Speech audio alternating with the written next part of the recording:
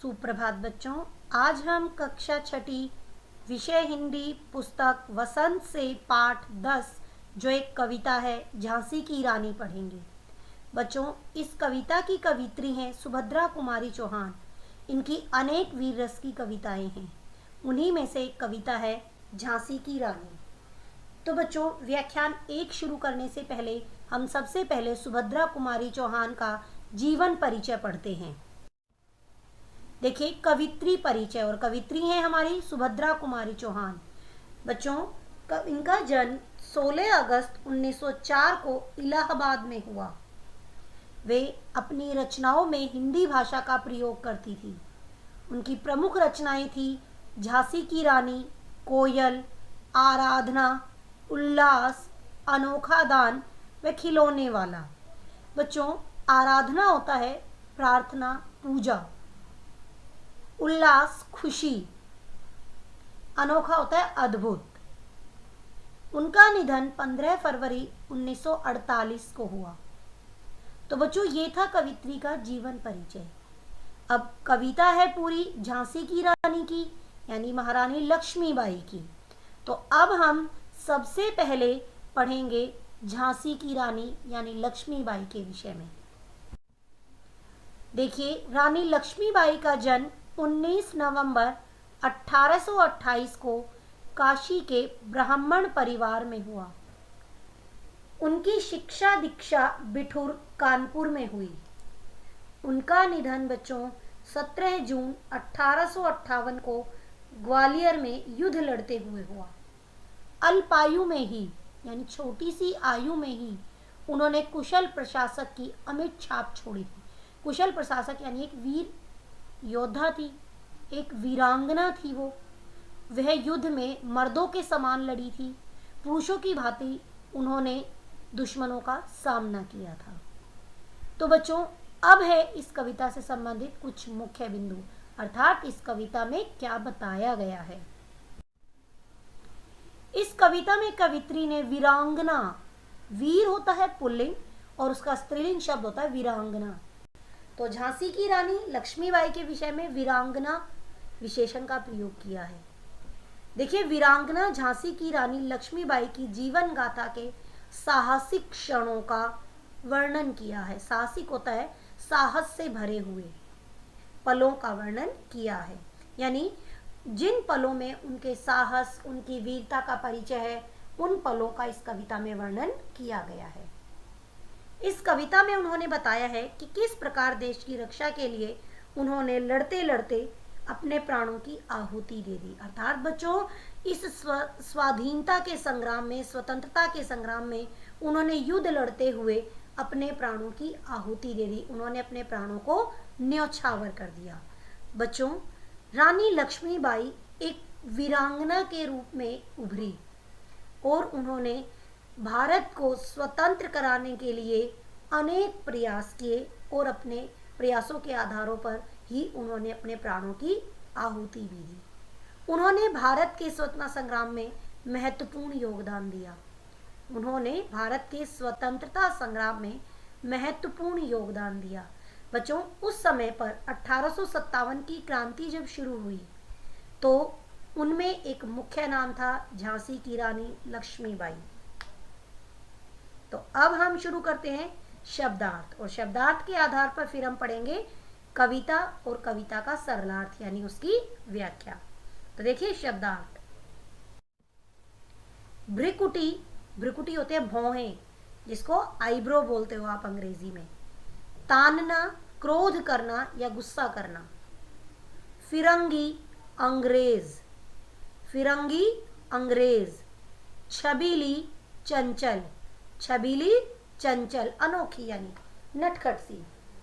कृपाण, तलवार, कृपाण तलवार। कृपाण होता है तलवार और कृपण होता है कंजूस। पुलकित होना, प्रसन्न होना, पुलकित होना, प्रसन्न होना। विषम, डरावना, विषम डरावना। अपार, जिससे पार पाना कठिन हो, जिससे पार पाना कठिन हो। आराध्य, आराध्य आराधना के योग्य यानी पूजा के योग्य। देखिए बच्चों और आगे शब्दार्थ, रनिवास रानियों के रहने का कमरा, रनिवास रानियों के रहने का कमरा। नीलाम बोली लगाकर सामान बेचना, कहते हैं ना कि उस घर की नीलामी हो रही है, अर्थात बोली लगाकर उस घर को बेचते हैं। नोलक बहुमूल्य, नोलक बहुमूल्य। वज्र निपात, वज्र निपात करारी चोट। अनुनय विनय प्रार्थना विनती। मर्दानी मर्दों के समान योद्धा, बेटा कहा जाता है कि पुरुष जो है योद्धा होते हैं, युद्ध करने में आगे होते हैं, और उन्हीं पुरुषों में वह मर्दानी के रूप में सामने आई कौन? रानी लक्ष्मीबाई। तो रानी लक्ष्मीबाई को वीरांगना, मर्दानी जैसे शब्दों की उपाधि दी गई थी। तो बच्चों अब शुरू होती हैं कविता की पंक्तियां, और इन पंक्तियों का पढ़ेंगे हम सरलार्थ, उनकी व्याख्या।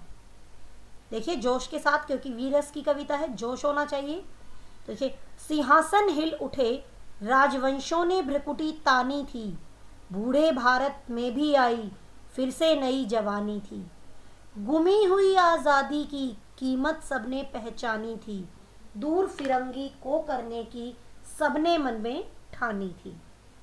तो बच्चों यहाँ पर बताया गया कि जब झांसी की रानी युद्ध करने के लिए अंग्रेजों के सामने खड़ी हुई, तो उनके जोश को देखकर सिंहासन हिल गए, अर्थात जो राजा महाराजा और थे उनके भी सिंहासन हिल गए, और अंग्रेज थे वो भी घबरा उठे। राजवंशों यानी उनके साथ राजाओं ने बदला लेने की सोची, और बूढ़े भारत में यानी जो कमज़ोर हो चुका था भारत, उसमें भी एक वीरता की लहर दौड़ आई, और उनमें एक नया जोश पैदा हो गया। फिर से नई जवानी थी, यानी उस कमज़ोर भारत में भी नई जवानी अर्थात जोश पैदा होने लगा था। गुमी हुई आज़ादी की कीमत सबने पहचानी थी। बच्चों इस पंक्ति के द्वारा कवित्री कहती हैं कि लोगों ने जान लिया था कि हमें आज़ाद होना है, उन्होंने अपनी गुमी हुई आज़ादी की कीमत को पहचान लिया था, उन्होंने सोच लिया था कि स्वाधीनता हमारे लिए अमूल्य है और उसके लिए हमें प्रयास करने पड़ेंगे। आगे, दूर फिरंगी को करने की सबने मन में ठानी थी। जब उन्होंने रानी लक्ष्मीबाई के जोश को देखा तो सबने मन में ठान लिया कि अब हमें अंग्रेजों को भारत से बाहर निकालना है, यानी मन ही मन उन्होंने फैसला कर लिया कि अब वो स्वतंत्र होंगे और उसके लिए प्रयास करेंगे। तो देखिए इन पंक्तियों की व्याख्या। तो देखिए बच्चों अब इन पंक्तियों की व्याख्या। इन पंक्तियों में सुभद्रा कुमारी चौहान जो हमारी कवित्री हैं, स्वतंत्रता की पहली लड़ाई जब शुरू हुई उसका वर्णन किया है। कहते हैं बच्चों स्वाधीनता संग्राम यानी स्वतंत्रता की ये जो लड़ाई है 1857 में सबसे पहले भड़की थी, और उन्हीं में रानी लक्ष्मीबाई का नाम था। तो उन्होंने जब हमारी स्वतंत्रता की लड़ाई सबसे पहले शुरू हुई उसका वर्णन इस कविता में किया है।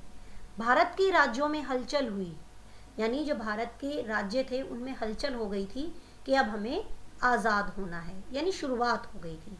उनके सिंहासन हिल उठे थे, ये जो राजा लोग थे ये जो है अब उनमें एक नया जोश पैदा हो गया था कि उन्हें आज़ाद होना है। तो जो अंग्रेज़ी शासक थे उनके सिंहासन हिल उठ गए थे, अब उन्हें लगने लगा था कि लोग स्वतंत्रता पाना चाहते हैं। अब राजवंश अंग्रेज़ों पर क्रोधित हो गए, यानी जो अंग्रेज़ थे उन पर राजवंश यानी राजा जो है क्रोधित हो गए। अब उन्हें लगा कि उन्हें आज़ादी पानी है, अब उन्हें महसूस होने लगा कि वो गुलाम है, और गुलामी के कारण पूरे भारत में उस समय पर एक नया जोश पैदा हो गया। सब लोगों ने देखो अपनी खोई हुई आज़ादी का मूल्य पहचान लिया था, यानी सब लोग अपनी खोई हुई आज़ादी का मूल्य समझने लगे थे। वे जान गए थे कि स्वतंत्रता अमूल्य है, इसलिए उन्होंने अंग्रेजी शासकों को भारत से भगाने का निश्चय कर लिया था, यानी अब उन्होंने पक्का ठान लिया था कि वो भारत को आज़ाद कराना चाहते हैं, इसलिए उन्होंने अंग्रेज़ों को भारत से बाहर निकालने का सोच लिया था। आगे अगली पंक्तियां देखिए बेटा। चमक उठी सन 57 में वह तलवार पुरानी थी, बुंदेले हर बोलों के मुंह हमने सुनी कहानी थी, खूब लड़ी मर्दानी वह तो झांसी वाली रानी थी। तो बच्चों यहाँ पर बताया गया है कि मैंने बताया ना 1857 की क्रांति जब शुरू हुई उस समय का वर्णन इसमें किया गया है, और वह स्वतंत्रता की पहली लड़ाई थी, स्वतंत्रता संग्राम की शुरुआत थी। 1857 में जो पुरानी जंग लगी हुई, अर्थात जो तलवारें केवल रखी हुई थी उनमें भी नया जोश आ गया था, और 1857 में क्रांति शुरू हुई और स्वतंत्रता संग्राम की शुरुआत हुई। और उनकी वीरता की गाथाएं जो हैं, जो महारानी लक्ष्मीबाई की वीरता की गाथाएं थी, वो हमने बुंदेले और हरबोलों के मुंह से सुनी थी। अर्थात बुंदेलखंड के लोगों के द्वारा हमने उनकी वीरता की कहानियां सुनी थी, और हमने सुना था कि वह मर्दों के समान, पुरुषों के समान युद्ध में लड़ी थी। तो देखिए, चमक उठी सन 57 में वह तलवार पुरानी थी, बुंदेले हर बोलों के मुंह हमने सुनी कहानी थी, खूब लड़ी मर्दानी वह तो झांसी वाली रानी थी। तो अब देखिए इसकी व्याख्या। भारत की पुरानी तलवार सन 1857 में चमक उठी थी। अर्थात बच्चों, उस समय पर मैंने आपको बताया कि 1857 की क्रांति जब हुई उस समय पर अंग्रेजों को भारत से भगाने का निश्चय भारत के लोगों ने, राजाओं ने कर लिया था। तो उनकी जो जंग लगी हुई तलवार थी उनमें भी एक नया जोश पैदा हो गया था और वे चमक उठी थी। और झांसी की रानी उस युद्ध में वीर पुरुषों की भांति लड़ी, उसकी यह कहानी हमने बुंदेलखंड के लोगों व हरबोलों से सुनी थी। आगे देखिए कविता की पंक्तियां। कानपुर के नाना की मुंहबोली बहन छबीली थी, लक्ष्मीबाई नाम पिता की वह संतान अकेली थी, नाना के संग पढ़ती थी वह, नाना के संग खेली थी, बरछी ढाल कृपाण कटारी उसकी यही सहेली थी। तो बच्चों, इसमें इन पंक्तियों में कवित्री कहती हैं कि वह कानपुर के नाना की, अर्थात वह नाना साहब की मुंह बोली बहन थी, छबीली उनका बचपन का नाम था, और वह लक्ष्मीबाई अपने पिता की अकेली संतान थी। वह बचपन से ही नाना के साथ पढ़ती थी और उन्हीं के साथ खेलती थी। बरछी, ढाल, कृपाण और कटार को वह अपनी सहेली मानती थी। तो इन पंक्तियों की व्याख्या देखिए बेटा। लक्ष्मीबाई कानपुर के नाना साहब की मुंह बोली बहन थी, जिसका बचपन का नाम छबीली था। लक्ष्मीबाई अपने पिता की अकेली संतान थी। वह बचपन से ही नाना के साथ पढ़ती थी और उन्हीं के साथ खेलती थी। उन्हें हथियार प्रिय थे, इसलिए बरछी, ढाल, कृपाण या कटार को वह अपनी सहेली मानती थी। आगे देखिए कविता की पंक्तियां। वीर शिवाजी की गाथाएं उसको याद ज़बानी थी, बुंदेले हर बोलों के मुंह हमने सुनी कहानी थी, खूब लड़ी मर्दानी वह तो झांसी वाली रानी थी। तो यहाँ पर बेटा कवित्री कहती हैं कि उन्हें बचपन में शिवाजी की वीरता की कहानियाँ याद थी, और हमने बुंदेले और हरबोलों के मुंह से सुना था कि रानी लक्ष्मीबाई वीर पुरुषों की भांति युद्ध में बहुत बहादुरी से लड़ी थी। तो बच्चों देखिए व्याख्या। उसे बचपन से ही शिवाजी की वीरता की कहानियां याद थी। हमने बुंदेले हरबोलों के मुंह से सुना है कि रानी लक्ष्मीबाई वीर पुरुषों की भांति बहादुरी से लड़ी थी। तो बच्चों अपने बचपन में ही उन्हें वीर शिवाजी की गाथाएं याद थी, अर्थात, और बरछी, ढाल, कृपाण को वह क्या मानती थी? अपनी सहेली मानती थी। छोटे छोटे बच्चे जो हैं गुड्डे गुड़ियों से खेलते हैं, लेकिन उनके लिए हथियार प्रिय थे। तो बचपन से ही उनकी जो वीरता की कहानियां थी उनकी पता चल गई थी। कहते हैं ना, पूत के पाँव पालने में दिखते हैं, अर्थात इसका अर्थ होता है कि जैसा इंसान का व्यवहार होता है, जैसा इंसान होता है, बचपन से ही उसके गुणों का पता चल जाता है। आगे देखिए। लक्ष्मी थी या दुर्गा थी वह स्वयं वीरता की अवतार, देख मराठे पुलकित होते उसकी तलवारों के वार, नकली युद्ध व्यूह की रचना, खेलना खूब शिकार, सैन्य घेरना, दुर्ग तोड़ना, ये थे उसके प्रिय खिलवाड़। तो बच्चों यहाँ पर बताया गया है कि रानी लक्ष्मीबाई एक लक्ष्मी और दुर्गा के समान थी। वह वीरता की स्वयं अवतार मानी जाती थी। उनको देखकर वीरता का परिचय मिलता था। तो एक लक्ष्मी और दुर्गा का साक्षात रूप थी वो। उनके जब तलवारों के वार यानी जब तलवार चलती थी, उनकी तलवार के वार को देखकर मराठे भी खुश हो जाते थे। पुलकित, प्रसन्न होना, खुश होना। नकली युद्ध करना, यानी बचपन में क्या करती थी वो, नकली युद्ध करती थी। तो उनकी तलवारों के वार को देखकर मराठे खुश होते थे और उनके नकली युद्ध करना और व्यू की रचना करना, व्यू बनाना, खेलना, शिकार करना, ये उनके बचपन के खेल थे। सैन्य को घेरना, सेना को घेरना और दुर्ग को तोड़ना, किलों को तोड़ना उनके प्रिय खिलवाड़ थे, यानी उनके प्रिय खेल थे। बचपन में ही वो गुड्डे गुड़ियों की जगह हथियारों से खेलती थी। युद्ध करना, व्यू की रचना करना और शिकार करना, सेना को घेरना, किलों को तोड़ना उनके प्रिय खेल थे। तो देखिए इसकी व्याख्या। लक्ष्मीबाई ऐसी साक्षात वीरता की अवतार थी कि देखकर लगता था कि वह या तो लक्ष्मी है या दुर्गा। उसकी तलवारों की चोटें देखकर मराठे प्रसन्न हो जाते थे। उसके प्रिय खेल थे नकली युद्ध करना, व्यूह बनाना, शत्रु की सेना को घेरना और शत्रु के किले को तोड़ना और शिकार करना उनके प्रिय खेल थे। तो बच्चों, लक्ष्मीबाई को स्वयं वीरता का अवतार माना गया है। उन्हें लक्ष्मी या दुर्गा का रूप कहा गया है। आगे देखिए कविता। महाराष्ट्र कुल देवी उसकी भी आराध्य भवानी थी। बुंदेले हर बोलों के मुंह हमने सुनी कहानी थी। खूब लड़ी मर्दानी वह तो झांसी वाली रानी थी। तो बच्चों, इन पंक्तियों में कवित्री कहती हैं कि महाराष्ट्र की कुलदेवी भवानी यानी भवानी माँ को क्या मानती थी वो, अपनी आराध्य यानी पूजनीय मानती थी। उनको पूजनीय माना जाता था और बुंदेलों और हरबोलों के मुंह से हमने उनकी वीरता की गाथाएं खूब सुनी थी और वे युद्ध में पुरुषों के समान, मर्दों के समान युद्ध में लड़ी थी। एक कुशल योद्धा थी वो। तो देखिए बच्चों इसकी व्याख्या। तो बच्चों अब इन पंक्तियों की व्याख्या देखिए। महाराष्ट्र की कुलदेवी भवानी ही उनके लिए आराध्य थी अर्थात पूजनीय थी। वे उनकी पूजा करती थी। उनको वीरता का प्रतीक माना जाता है।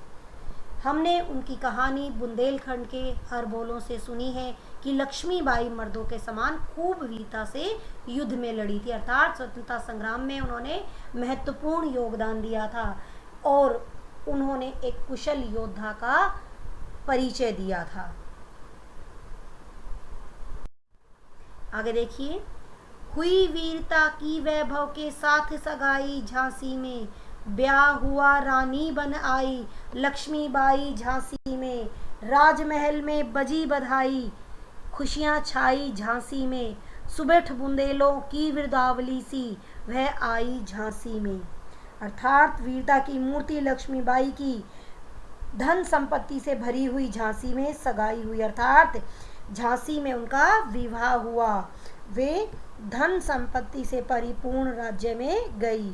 विवाह के बाद झांसी के राजा गंगाधर राव की रानी बनकर वे झांसी में आई। उनका विवाह राजमहल में खुशियां लेकर आया और उनकी यश गाथा हमने बुंदेलखंड के लोगों से सुनी है। आगे देखिए इसकी व्याख्या। वीरता की मूर्ति लक्ष्मीबाई की धन संपत्ति से भरी हुई झांसी में सगाई हुई अर्थात एक ऐसे राज्य में सगाई हुई जो धन और संपत्ति से परिपूर्ण थी। वह विवाह के बाद झांसी के राजा गंगाधर राव की रानी बनकर झांसी में आई अर्थात जब उनका विवाह हो गया तो वे राजा गंगाधर राव की पत्नी बनकर और रानी बनकर झांसी में आई। उनके विवाह के अवसर पर झांसी के राजमहल में बधाइयां बजी अर्थात चारों तरफ खुशियां ही खुशियां छा गई और रानी बुंदेलखंड के वीरों की यश गाथा के समान यानी बुंदेलखंड के वीरों की यश गाथा के समान झांसी में आई अर्थात बेटा उनकी वीरता की कहानियां जो प्रसिद्ध थी, मशहूर थी, वे उनके साथ झांसी में आई। देखिए आगे। चित्रा ने अर्जुन को पाया शिव से मिली भवानी थी। बुंदेले हर बोलों के मुंह, हमने सुनी कहानी थी, खूब लड़ी मर्दानी वह तो झांसी वाली रानी थी। बच्चों, जब राजा गंगाधर राव के साथ रानी लक्ष्मीबाई का विवाह हुआ तो ऐसा लगा जैसे चित्रा ने अर्जुन को पा लिया हो और शिव का भवानी से मिलन हो गया हो। और बुंदेलों और हरबोलों के मुंह से हमने कहानी सुनी कि वे मर्दों के समान युद्ध में एक कुशल योद्धा बनकर आगे आई और सबके साथ युद्ध किया। तो देखिए अब इसकी व्याख्या। ऐसा लगा जैसे चित्रा को वीर अर्जुन मिल गया हो या शिव से भवानी मिली हो, अर्थात गंगाधर राव और लक्ष्मीबाई की जोड़ी अर्जुन और चित्रा या शिव और भवानी की जोड़ी जैसी थी। हमने बुंदेलखंड के वीरों के मुंह से यह कहानी सुनी है कि लक्ष्मीबाई वीर योद्धाओं के समान खूब वीरता से युद्ध में लड़ी थी। आगे देखिए बेटा पंक्तियां। उदित हुआ सौभाग्य, मुदित महलों में उजियारी छाई, किंतु काल गति चुपके चुपके काली घटा घेर लाई। तीर चलाने वाले कर में उसे चूड़ियां कब भाई, रानी विधवा हुई हाय विधि को भी नहीं दया आई। जब बेटा राजा गंगाधर राव का लक्ष्मीबाई के साथ विवाह हुआ तो चारों ओर खुशियां छा गई। झांसी में महलों में खुशियां ही खुशियां, चारों ओर प्रकाश ही प्रकाश था। किंतु बेटा किसको पता था कि काल गति चुपके चुपके काली घटा घेर लाई। किसी को नहीं पता था कि समय किस प्रकार पलट फेर कर दे। उस समय पर बेटा क्या हुआ, जल्द ही राजा गंगाधर राव की मृत्यु हो गई। काल गति अर्थात दुर्भाग्य के कारण उन कर में, उन हाथों में चूड़ियां किसी को भी अच्छी नहीं लगी। समय ने क्या किया, सब कुछ बदल दिया। खुशियां जो चारों ओर थी, अंधकार चारों ओर छा गया और राजा गंगाधर राव का निधन हो गया और रानी विधवा हो गई। उनकी ऐसी दशा को देखकर समय को भी, विधि को भी उन पर कोई दया नहीं आई। देखिए आगे व्याख्या। रानी के विवाह के बाद झांसी का सौभाग्य जाग गया, महलों में प्रसन्नता का प्रकाश हो गया। किंतु धीरे धीरे समय के साथ दुर्भाग्य के बादल भी घिर आए। दुर्भाग्य को तीर चलाने वाले हाथों का चूड़ियां पहनना अच्छा नहीं लगा और हाय रानी लक्ष्मीबाई विधवा हो गई। भाग्य को भी उन पर कोई दया नहीं, अर्थात वे विधवा हो गई। जो खुशियां उनके जीवन काल में जल्द ही आ गई थी, वो खुशियों का पल उनके जीवन से जल्द ही समाप्त हो गया और वे विधवा हो गई और उनके कर में जो चूड़ियां थी उनकी जगह पर फिर से तीर कमान हथियार आ गए। आगे देखिए बेटा। निसंतान मरे राजा जी, रानी शोक समानी थी, बुंदेले हर बोलों के मुंह, हमने सुनी कहानी थी, खूब लड़ी मर्दानी वह तो झांसी वाली रानी थी।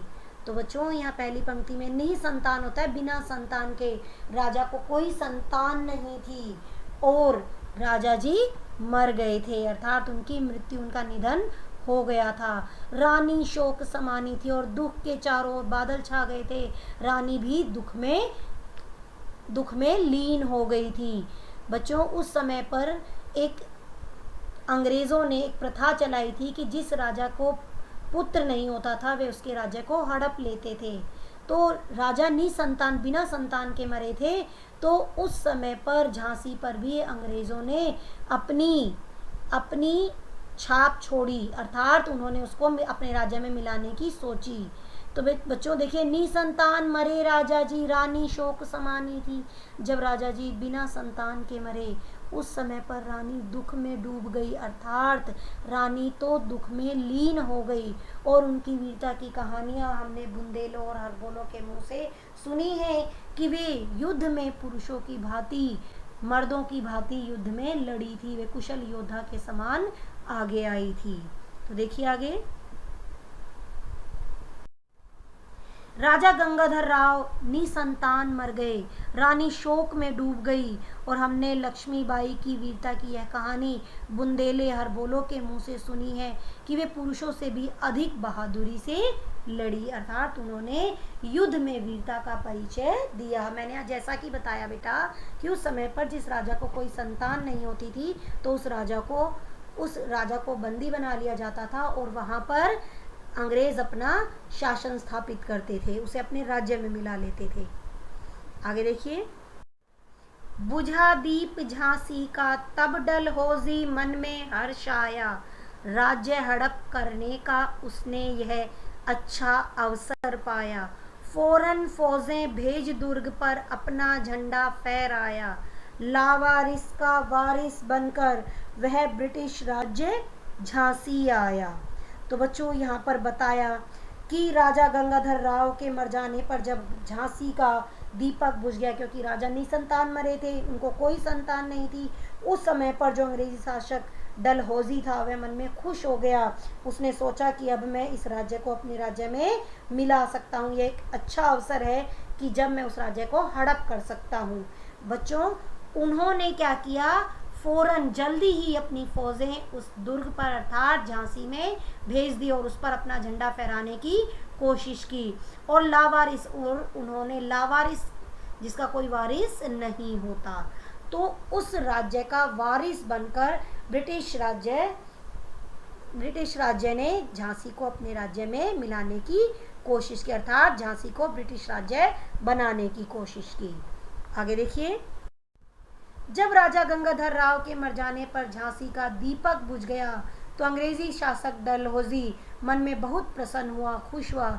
उसे लगा कि अब वह झांसी को आसानी से हड़प कर सकता है, अर्थात झांसी को हड़प कर अब वह अंग्रेजी राज्य में मिलाने की अपनी इच्छा को जल्द ही पूरा कर लेगा। उसने तुरंत फौजें भेजकर झांसी के किले पर अपना झंडा फहरा दिया। आगे देखिए बेटा कविता की पंक्तियां। अश्रुपूर्ण रानी ने देखा झांसी हुई वीरानी थी, बुंदेले हरबोलों के मुंह हमने सुनी कहानी थी, खूब लड़ी मर्दानी वह तो झांसी वाली रानी थी।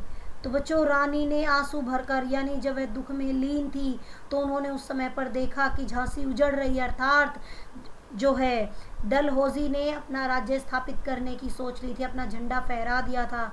उस समय पर उन्होंने अपने राज्य को पाने के लिए, स्वतंत्रता प्राप्त करने के लिए अंग्रेजी शासकों के विरुद्ध युद्ध किया। और उनकी इस वीरता की कहानी हमने बुंदेलों और हरबोलों से सुनी है कि रानी मर्दों के समान वीरांगना थी, वह कुशल योद्धा थी।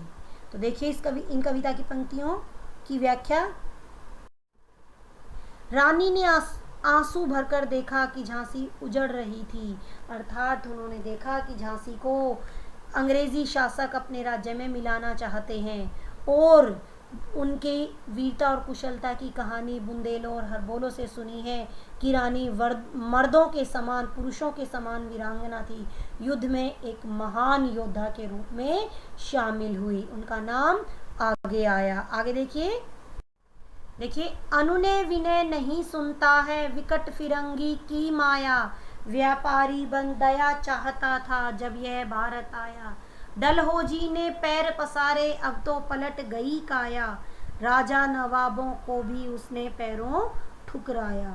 तो कवित्री कहती हैं कि अंग्रेजों ने झांसी को अपने राज्य में मिलाया, तब रानी ने उनसे अनेक तरह की प्रार्थना की, परंतु सब कुछ बेकार था। अंग्रेजों की केवल एक माया ही थी, वे एक व्यापारी बनकर भारत आए थे, वे भारतीय राजाओं की दया चाहते थे।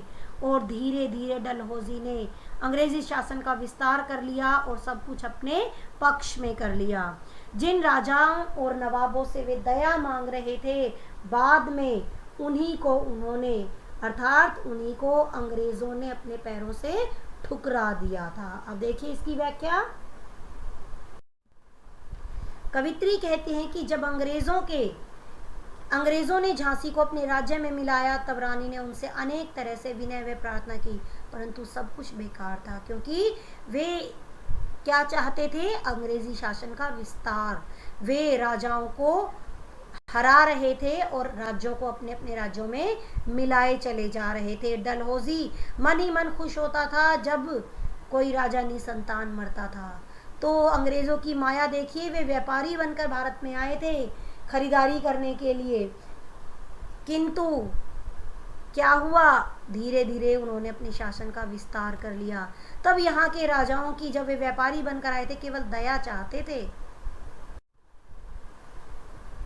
आगे देखिए, रानी दासी बनी, बनी यह दासी अब महारानी थी, बुंदेले हर बोलों के मुंह हमने सुनी कहानी थी, खूब लड़ी मर्दानी वह तो झांसी वाली रानी थी। आगे देखिए कि रानी दासी बनी, रानी ने दासी बनकर उनके सामने प्रार्थना की, किंतु उनकी किसी ने नहीं सुनी। अंग्रेज केवल हर राज्य को हराकर अपने राज्य में मिलाना चाहते थे, पूरे भारत पर अपना शासन स्थापित करना चाहते थे, और एक दासी बनकर भी उन्होंने प्रार्थना की, किंतु वे नहीं माने। उस समय पर दासी ने एक महारानी का रूप धारण किया, अर्थात एक कुशल योद्धा के रूप में अंग्रेजों से युद्ध किया और अपनी झांसी को पाने की पूरी कोशिश की, और 1857 की क्रांति का आरंभ उस समय हुआ। और उनकी वीरता की कहानी हमने बुंदेले और हरबोलों के मुंह से सुनी है कि वे पुरुषों के समान युद्ध में लड़ी थी, एक कुशल वीरांगना थी। तो देखिए, डलहौजी ने धीरे धीरे अंग्रेजी शासन का विस्तार किया, और अब तो परिस्थितियां उनके ही पक्ष में थी। जिन राजाओं और नवाबों से वे दया मांगते थे, आज उन्हीं को अंग्रेजों ने पैरों से ठुकरा दिया था। बुंदेलो हरबोलो के मुंह हमने उनकी वीरता की कहानी सुनी है कि वे युद्ध में मर्दों के समान लड़ी थी।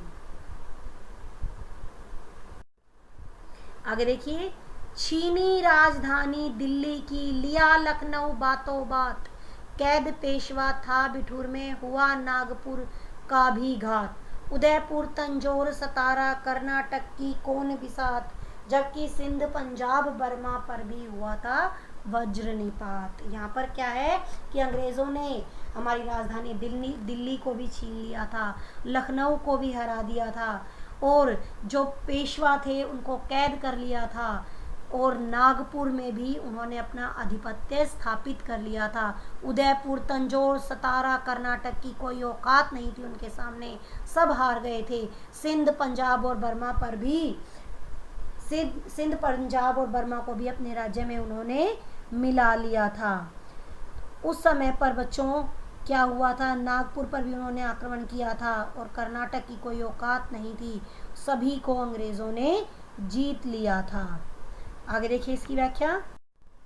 1857 के स्वाधीनता संग्राम में भारत के राज्यों के पतन के बारे में बताते हुए कवित्री कहती है कि अंग्रेजों ने दिल्ली छीन ली और उस पर अपना अधिकार स्थापित कर लिया। उन्होंने लखनऊ को आसानी से जीत लिया, बिठूर के पेशवा को कैद कर लिया, और नागपुर पर भी आक्रमण कर दिया।